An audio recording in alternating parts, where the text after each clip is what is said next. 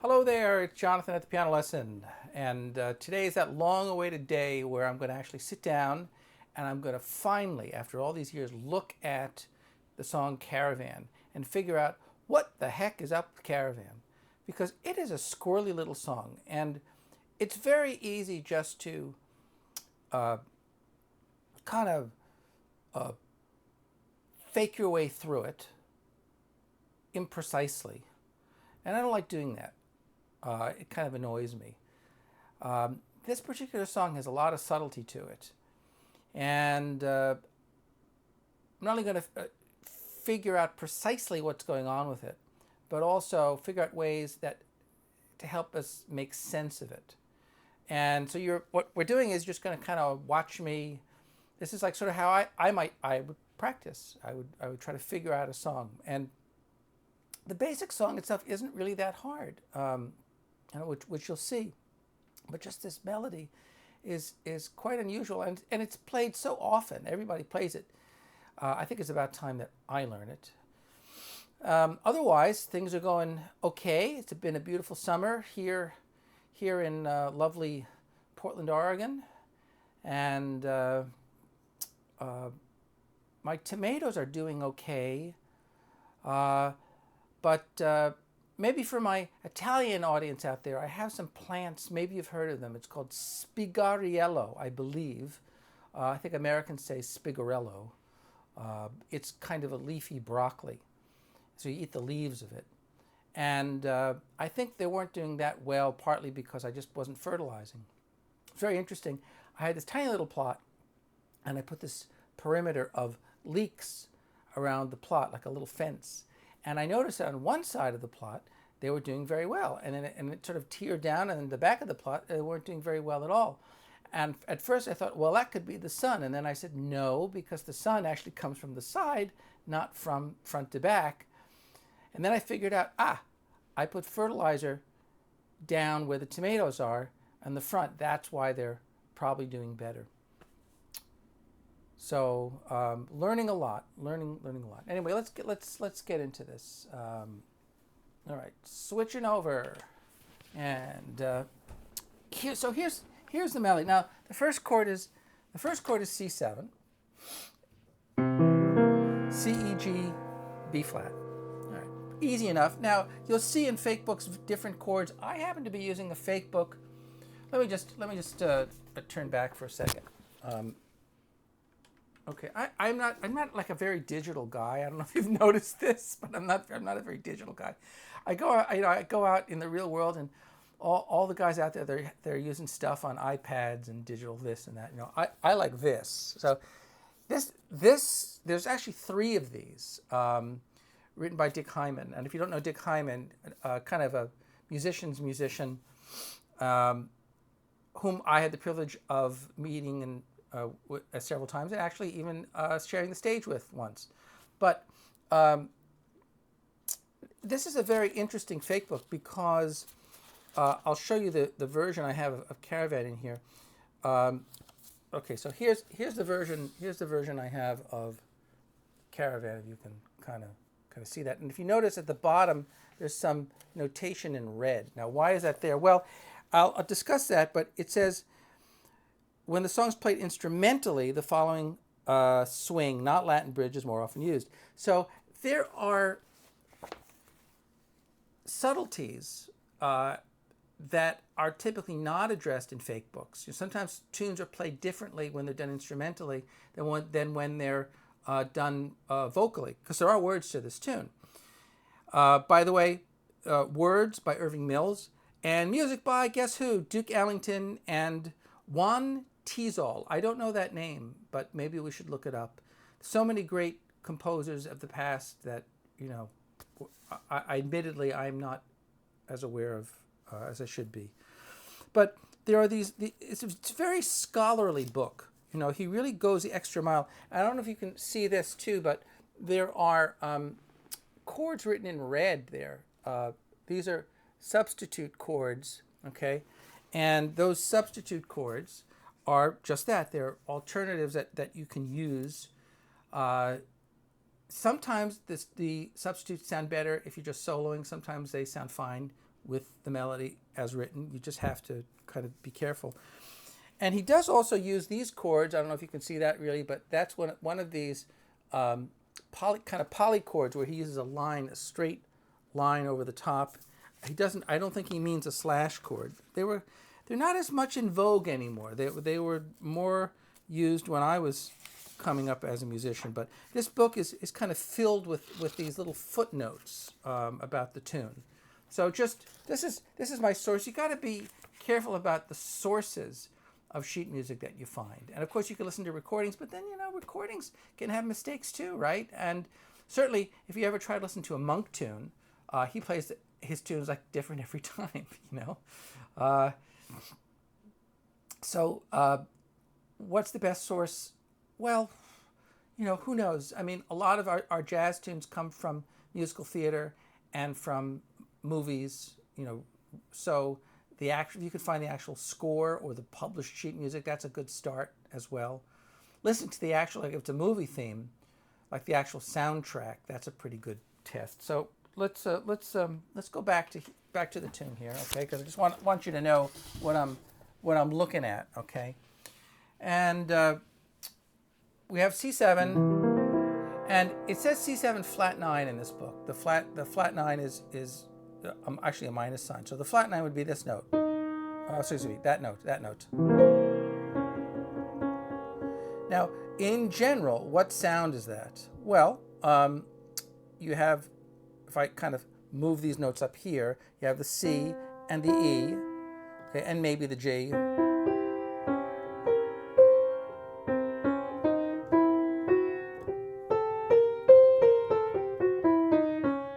So that's a diminished scale. That is what some people call a half-whole diminished scale, simply because the half step is down here. And then there's another grouping. This is your first grouping, and then there's your second grouping. And there's a whole step between those. And then the C is repeated up here.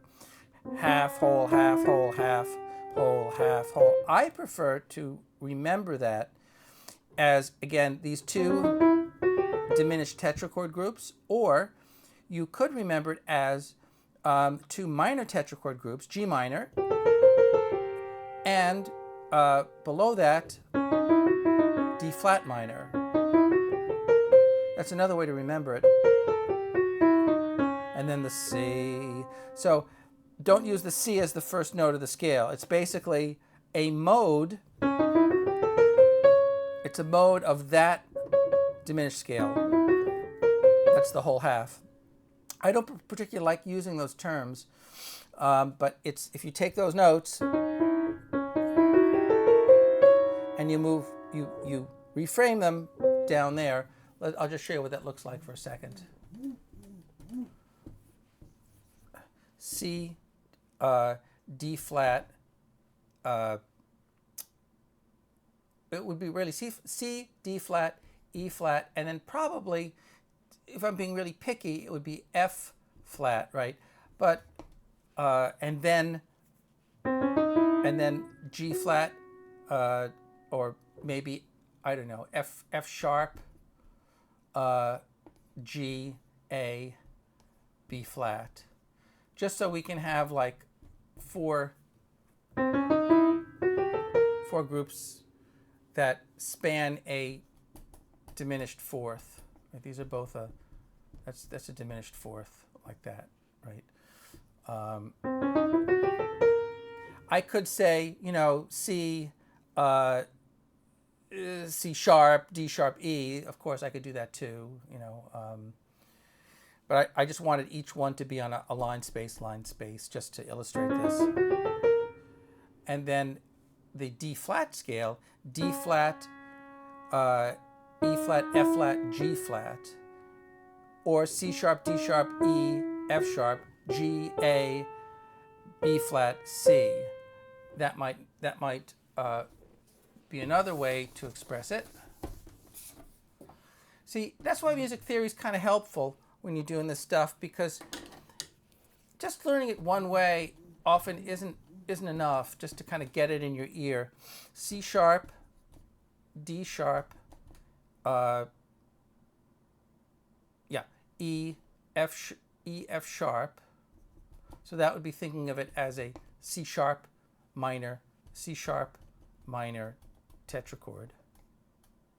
And then G, A, B flat, C. And you know what? I kind of like this way simply because we have the B flat and it's basically a C7 chord. And so we have the C in the chord, we have the B flat, we have the E, the third, right? So we got the root, we got the seventh, we got the third, and we have the fifth. So I'm kind of liking that spelling. You know, that's makes a little sense to me. And if I looked at that as a C in the C7 chord, well, C7, this would be sharp 9, this would be flat 9, and that would be sharp 11. Okay, so it's worth going through this with a fine-tooth comb slowly, and of course there is another hidden tetrachord here. There's E, F sharp, G, A. That's the E minor tetrachord, and potentially the B flat tetrachord.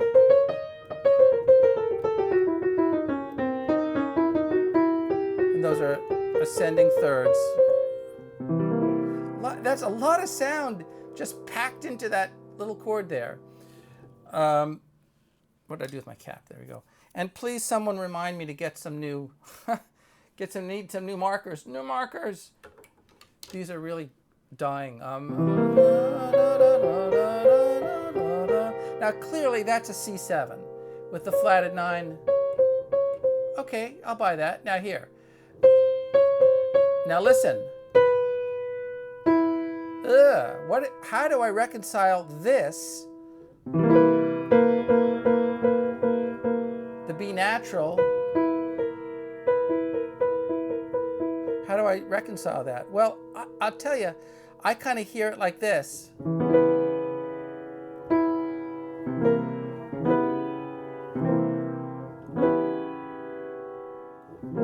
So what chord is this? This is D flat, or C sharp half diminished 7. This is C sharp diminished 7. C sharp, E, G, B flat. All right. This is half diminished. C sharp, E, G, B natural.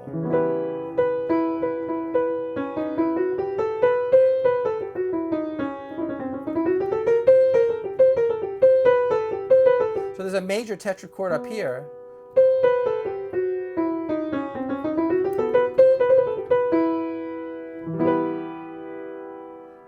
And then back to the, no. You could hear, these chords are very unstable. They can go to all kinds of places.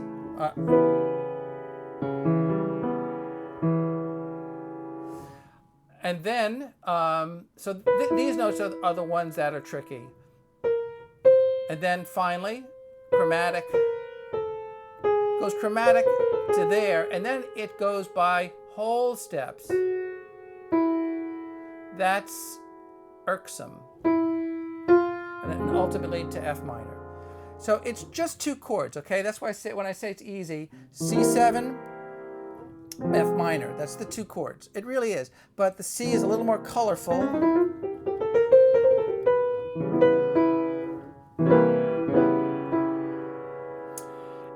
And then the F minor. But as long as you get that note in there, that's kind of a surprise. Usually you'd expect this. No, but it's not that. So what chord is that? Well, it's a sharp 11 or flat 5. That could be interpreted as a flat 13 or sharp 5.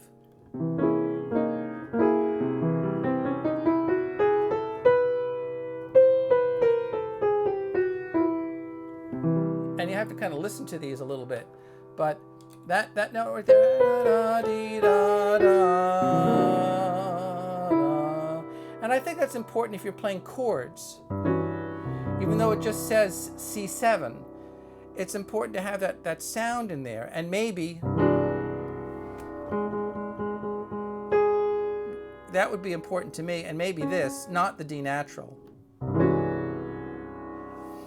Hear that sound? I mean, that's a pretty intense sound there. And maybe somehow rearranging the notes to make it a little simpler. Here's your D flat.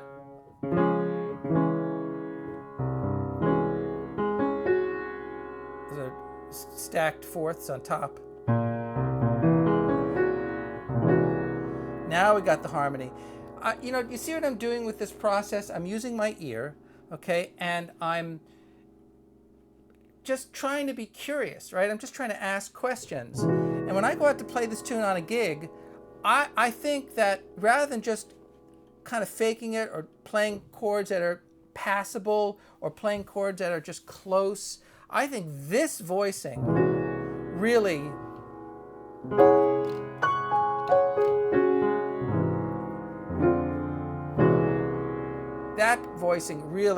does justice to the song. That's the word I'm looking for. It does justice to the song. Again, it's like I'm so tired of hearing people play tunes, and I don't mean to be critical because I do the same thing, but myself included. But I'm so, it's so disappointing when you hear people playing tunes and it's almost right. You're just it's just this. You're taking the air out of the room. You're not really doing justice to the tune, and that's why I haven't really played this tune a lot because I've been too lazy to really take the time to sit down with it. Let's go back. Okay, so we have this chord voicing. Let's do that chord voicing. Okay, I'll do that in bass clef. And again, apologies if this is a little bit not quite dark enough, but so here's your E, B flat, and then the low C in the bass, okay, and then this is the flat 5 or sharp 5. So we have, I'm gonna spell it as G sharp. Again, you always got to make these spelling decisions, and they're important if you want to, if you want to get a handle on what's going on with these tunes. I'm going to spell this as a D flat because I prefer understanding it as a D flat, and I'm going to spell this. I could have a couple ways, but since I already have a G in there, I'm going to put in C, D, E, F sharp. Okay, so C, B flat, E, G sharp. I have a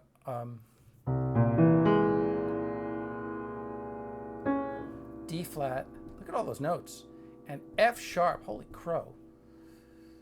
C7.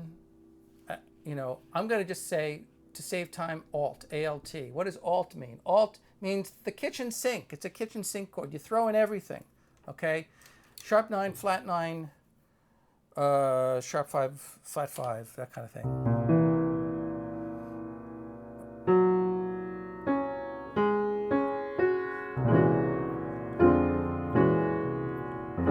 And minor 6. They have minor 7, but I think minor 6. Hear that a lot. So let's go back over it. So we have the C7. So that's that group of notes.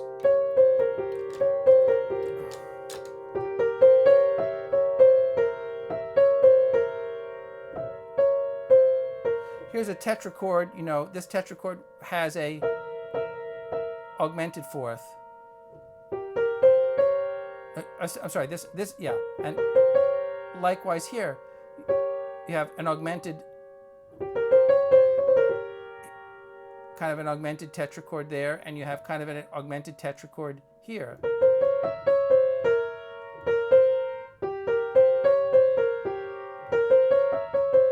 Those are unusual.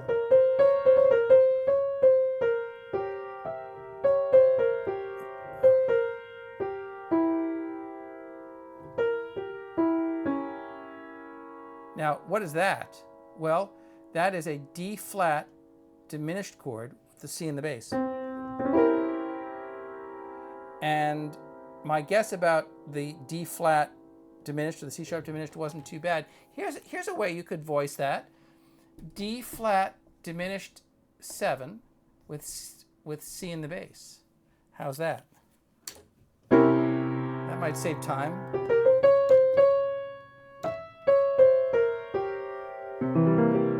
Okay, so first one.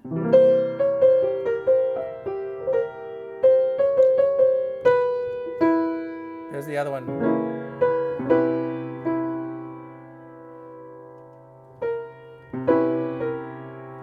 I don't think the B flat and the B natural can exist at the same time. I really don't. You could have the pedal tone.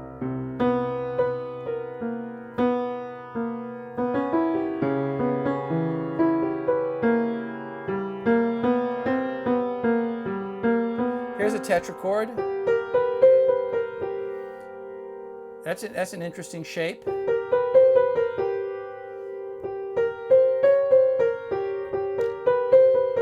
These are things I would practice before I'd even practice the song.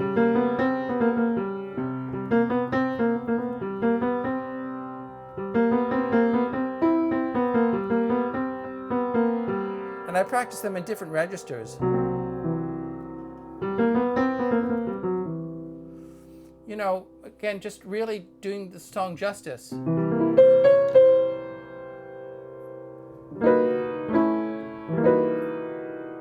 There's a B. I'm doing B over C. That's an interesting sound.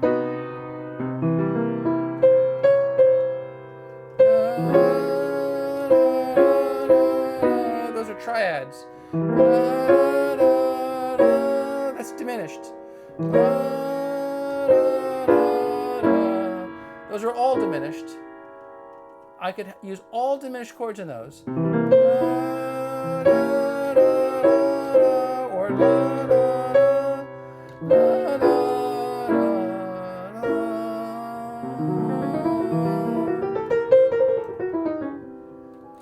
so if you practice your diminished chords,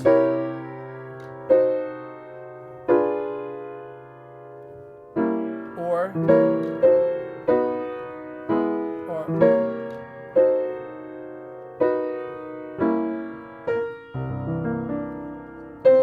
now, and then the third one's different. Half steps, whole steps. Whole steps, that's a whole tone scale. This is chromatic. And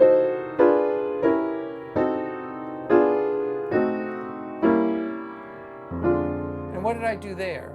Well, I was using all diminished chords on every melody note. Diminished, diminished, diminished, diminished, diminished, diminished, diminished. And I'm kind of covering the basses.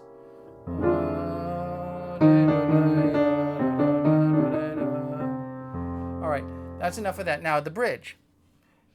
It goes to F7. Kind of almost like it goes to the parallel major, but except with we have a dominant here. Da, da, da, da, da. Now that note is unexpected. That's what makes this tune hard. Da, da, da, da, da, da. Now, how do you remember that? Because it's part of this chord. F7, F7, sharp 5, flat 9. And actually, that's what, believe it or not, that's what Dick Hyman wrote in the book, okay? So that makes sense. That's where you get your chords from. Most fake books won't have that. This is flat 5. Why does he use C minor 7 flat 5? Because it has that note.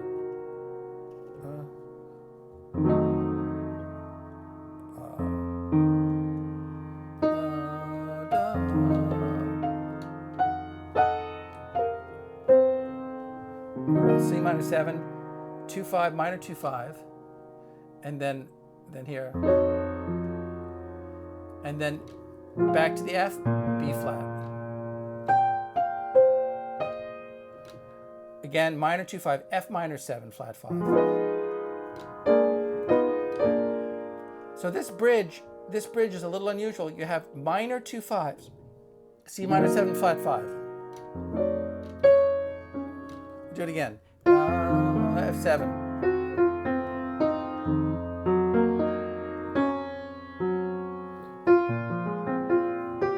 G natural. D natural this time, not the D flat. Then E flat.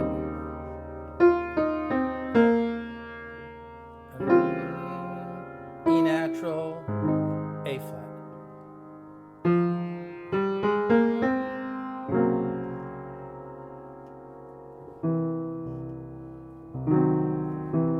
So up a fourth,